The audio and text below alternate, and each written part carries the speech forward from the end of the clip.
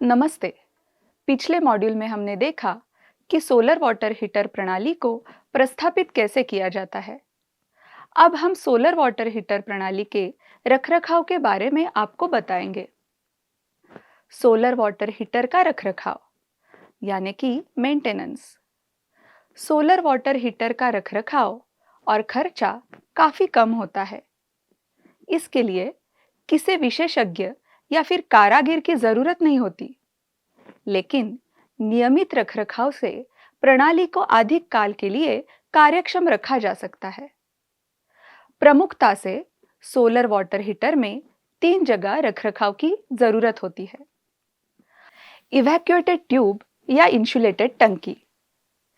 Evacuated tube का रखरखाव करते समय निम्नलिखित चीजों का ध्यान रखना जरूरी है। ट्यूब के ऊपर की धूल साफ होनी चाहिए। इवैक्यूएटेड ट्यूब के ऊपर की कांच टूटी नहीं होनी चाहिए। इवैक्यूएटेड ट्यूब के अंदर क्षार इकट्ठा नहीं होनी चाहिए। इवैक्यूएटेड ट्यूब और ऊष्मारोधक टंकी के बीच की सील अच्छी होनी चाहिए। अगर ट्यूब के ऊपर धूल जम रही हो तो इवैक्यूएटेड ट्यूब पर्याप्त मात्रा में सूर्य किरणों की उष्णता को इकट्ठा नहीं कर पाएगी। उसके कारण हमें गर्म पानी नहीं मिल पाएगा। अगर हमें 45 से 55 अंश सेल्सियस तापमान का पानी चाहिए तो इवैक्यूएटेड ट्यूब महीने में एक बार साफ होनी चाहिए। इवैक्यूएटेड ट्यूब को धूल से साफ रखने के लिए सूखे कपड़े या फिर साबुन के पानी का इस्तेमाल कर सकते हैं। इवैक्यूएटेड ट्यूब के ऊपर की कांच अगर टूटी है तो वो ट्यूब निर्वात नहीं हो पाएगी। उसके कारण सूर्य किरणों की उष्णता इकट्ठा होकर पानी तक रूपांतरित नहीं हो पाएगी।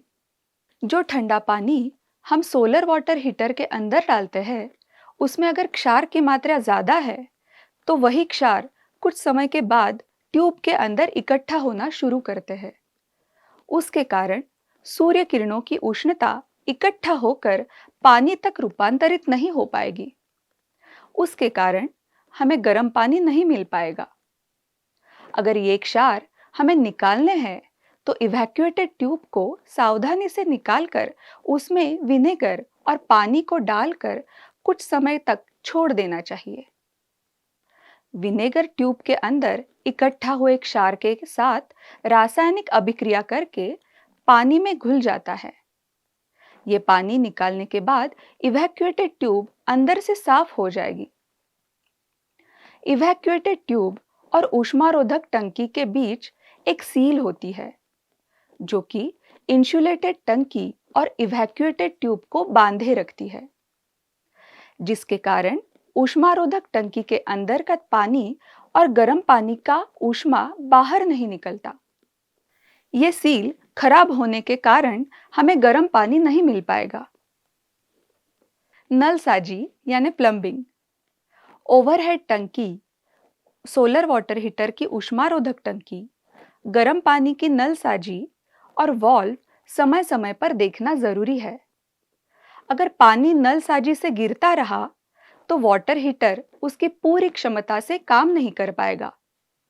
सोलर वाटर हीटर प्रणाली को स्थापित या रखरखाव करते समय सुरक्षा उपकरण का इस्तेमाल करना जरूरी है। वो इस प्रकार है। अगर आप ऊंचाई पर काम कर रहे हैं तो हार्नेस पहनना जरूरी है। उसके साथ ही हेलमेट, चश्मा और दस्ताने भी पहनना जरूरी है। अगले मॉड्यूल में हम सोलर वाटर हीटर के आर्थिक पहलू के बारे में बात करेंगे।